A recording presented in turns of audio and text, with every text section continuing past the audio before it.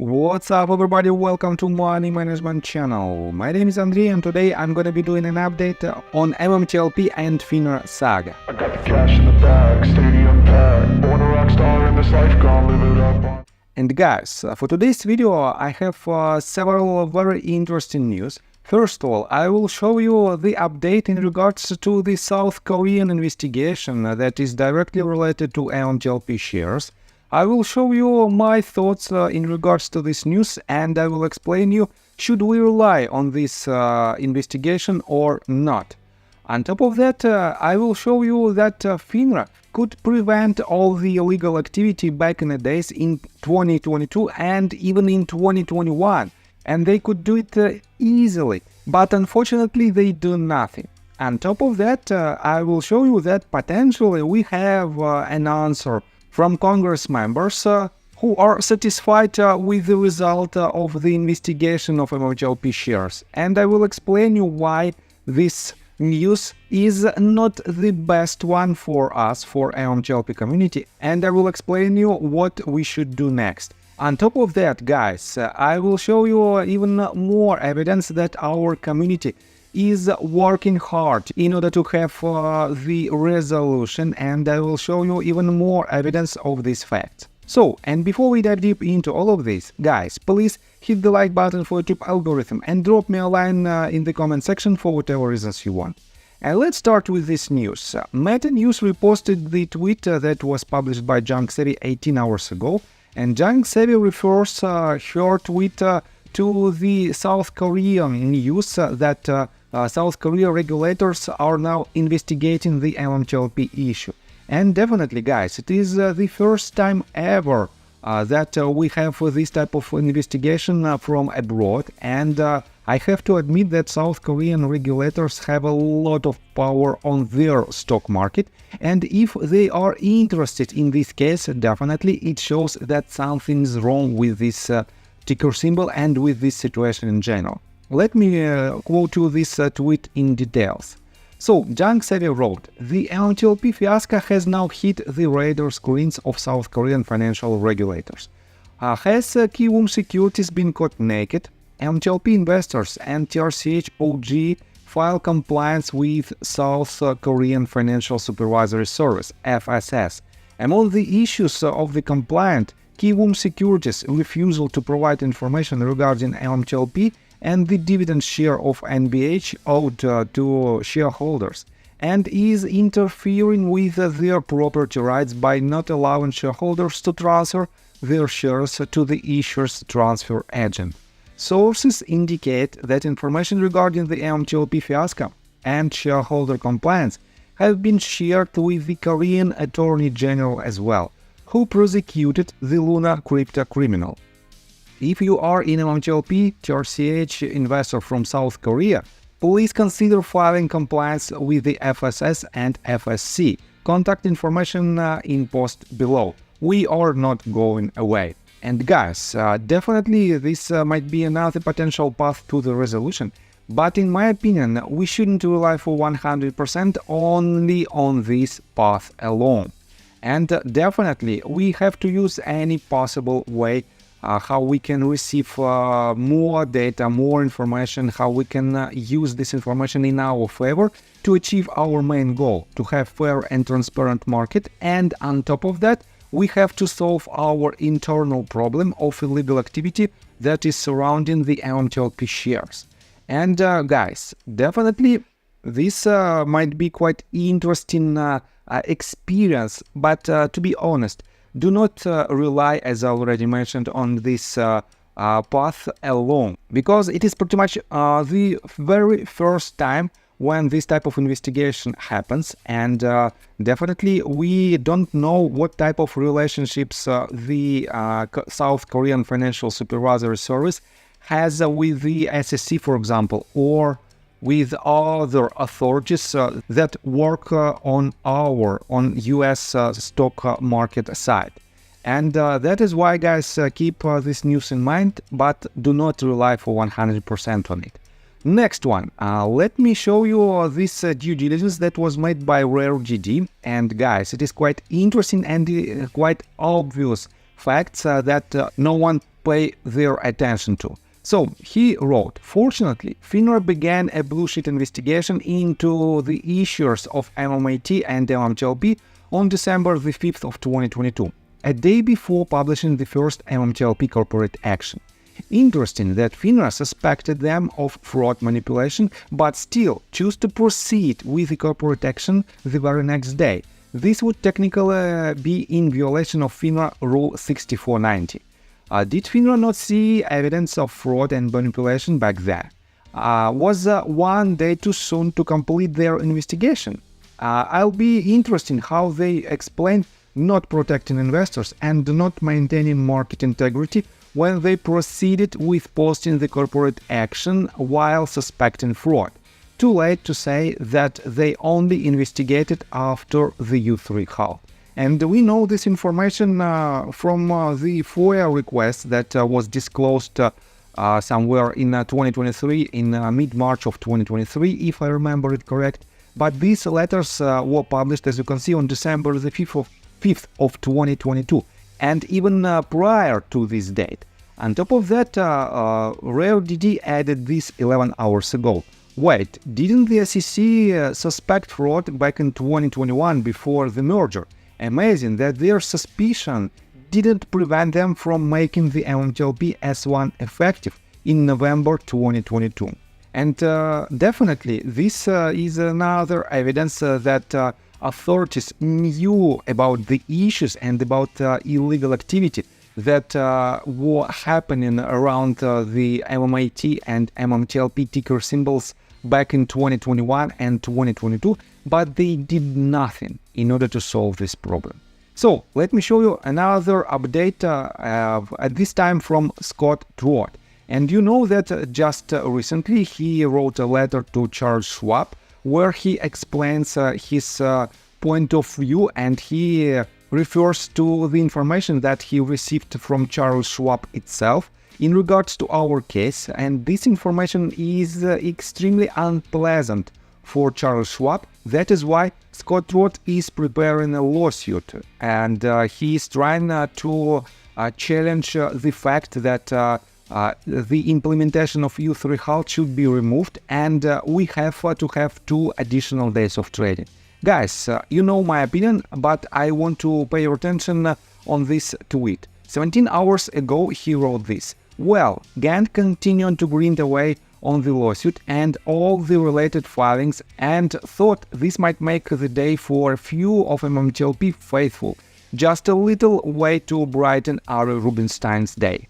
And guys, he added this screenshot. Let me show you this in details. It is the contract form at GTS Securities, and it is directly related to the Ari Rubinstein. And here is the blueprint.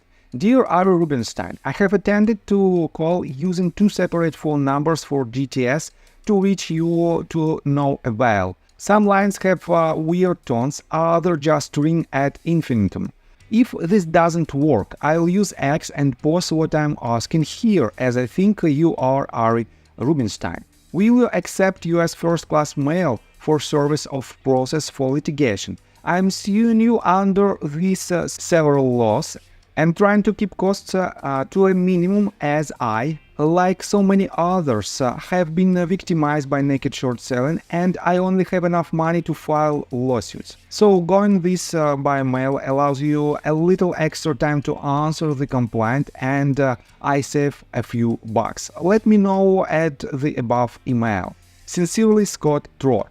And guys, definitely it is not the most prominent way how we can use this contact form, and it is not the most prominent way how we can solve our problem in general. But guys, this letter and this type of letters that is directly related to Ari Rubinstein might distract them or might bother them a lot.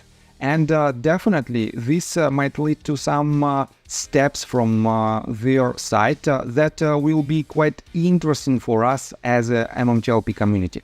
That is why, guys, as I already mentioned, we have to use any type of possible ways to the resolution, and definitely this is one of them. It doesn't take much of your time, but it might affect the overall situation in our favor. So let me show you another quite interesting update. You know that a lot of people basically quit from posting a lot of information in regards to their own investigations. But let me show you this couple of tweets that were published by Dr. E. 8 hours ago, Dr. E wrote, "I'm waiting on NBH, working with vet advocates and OFR. What is the deadline to wait on NBH? If and when the deadline comes and goes, a new community initiative. For your information, shorts on attack, SEC pump and dump. 2-3 other things I'm hearing." And Zahed Musawi responded, "Is it safe to say that no hearing or subpoena from Congress this summer? I always felt once we entered the second week of July, it's over for a hearing." And Dr. E responded, "Not sure. I'm working from 4 different angles. I'm not putting all my eggs in the waiting on NBH basket." And guys, this is the crucial point, and this is the fact that proves my words that we have to use any possible way that might lead us to the resolution. Even if the chances are extremely low, we have to use it, and we have to find out whether this path might lead us to some kind of results or not. That is why, guys, Dr. E is also working from 4 different angles, and we have to do the same. That is why, if you have any information that might be helpful in our community, please share it on your Twitter account and tag me. As you can see on the bottom left corner of your screen, you can find this @AndreyNefedyev. And I will see this information and I will share it with MMTLP community. So let me show you another quite interesting update, at this time from Christian Shaughnessy. You know that quite similar situation happens with other stocks. One of the stock is the Overstock. And let me quote you what did she write. What did Christian Shaughnessy write?